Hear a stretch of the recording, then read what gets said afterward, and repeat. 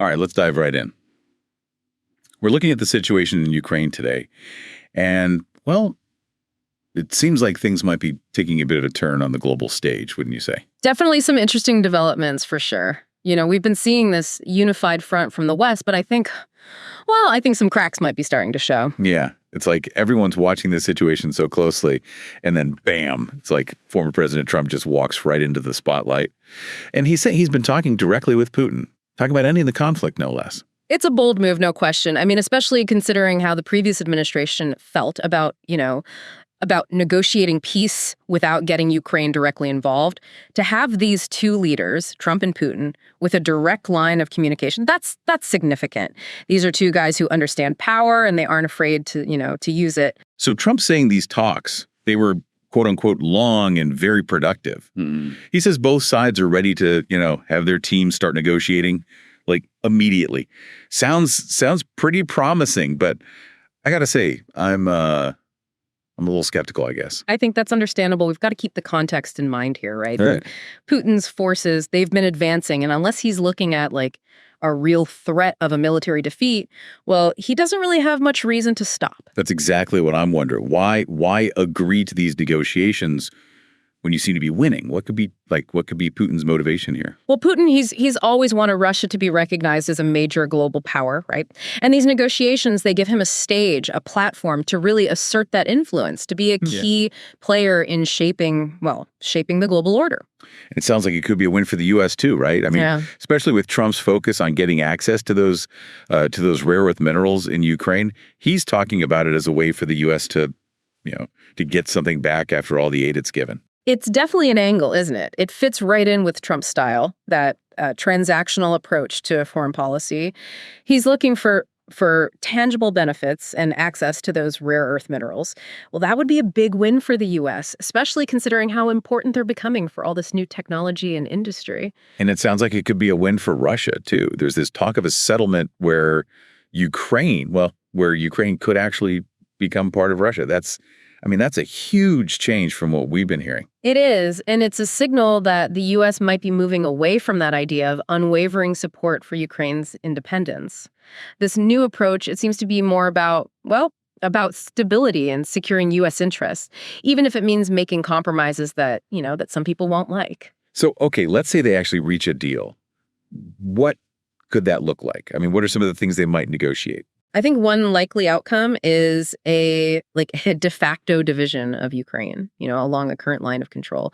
It would mean Russia keeps the territory it's taken, and it would create some stability, but it would leave Ukraine divided, of course. What about security guarantees for Kyiv?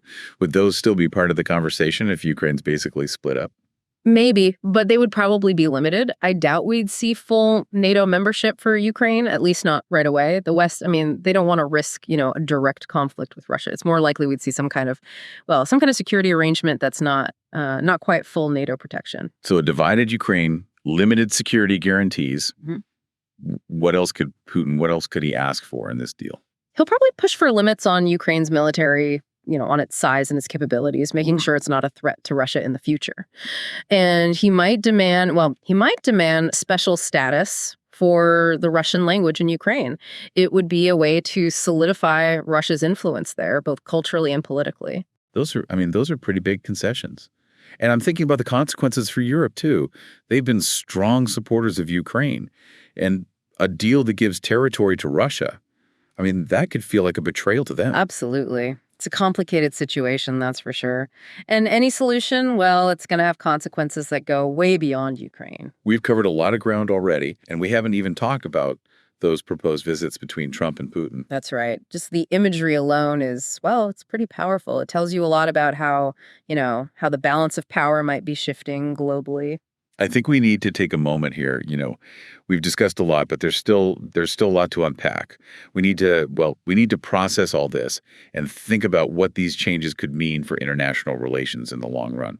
That's a good idea. We've got a lot of moving pieces here, and it's important to consider the long-term implications of this potential shift in power. We'll be right back to continue our deep dive into this evolving situation. Stay with us.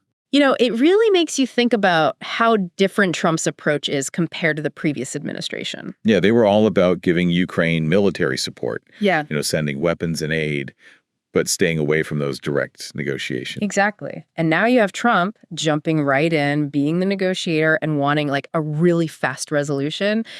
It's a risky move, but it could really pay off if it works. Yeah, there's definitely more risk this way. But okay, let's talk about these reciprocal visits between Trump and Putin. We mentioned it before, but I think it deserves a closer look. I agree. The symbolism there, it's incredibly powerful. It's like the old rules of diplomacy. They might be changing right in front of us. For Putin, imagine that, a visit to Washington.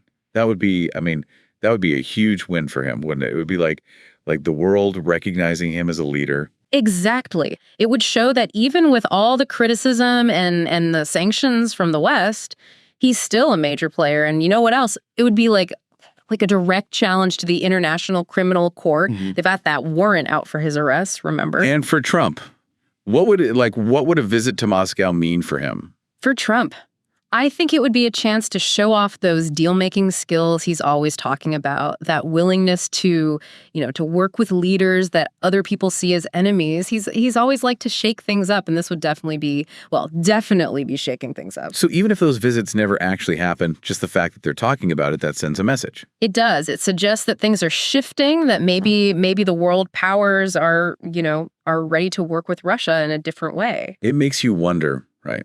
What would this mean for NATO? What about all the other countries that have been, supporting Ukraine? Those are the big questions. And the truth is, I don't think anyone has the answers yet. But here's what we do know. This whole situation, it could change the global landscape. Big time. Okay, let's step back for a second. Think about the bigger picture. What kind of example would this deal set for other conflicts? That's the most important question, isn't it? If this deal actually happens, it could mean we're moving toward a world where international relations are more about what each country can get out of it, less about shared values, more about immediate interests. So a world where it's all about power and the lines between allies and enemies, they get blurry. It's a possibility we can't ignore. We're in uncharted territory here, and the outcome of these negotiations, it could have ripple effects for years to come. As we've been talking, I keep thinking about how how he's making this whole situation sound like a business deal. It's definitely a theme in his foreign policy, right? He sees international relations through this very specific lens. Like the bottom line, that's always what matters most. It's all about the U.S. needing to recoup its investment in Ukraine.